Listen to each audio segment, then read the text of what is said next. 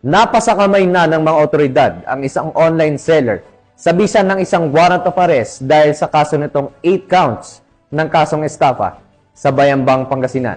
Nakatutok dyan si Police Master Sergeant Marvin Jake Romero.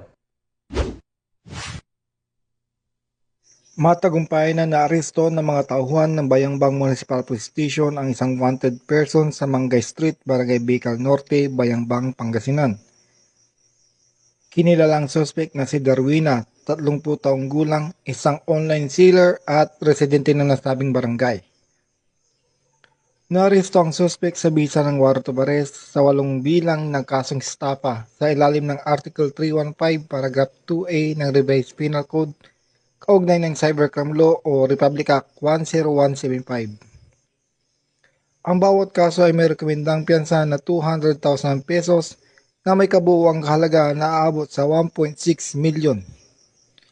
Nasa kustodiyan ng Bayambang PNP ang nasabing suspect para sa kaukulang disposisyon.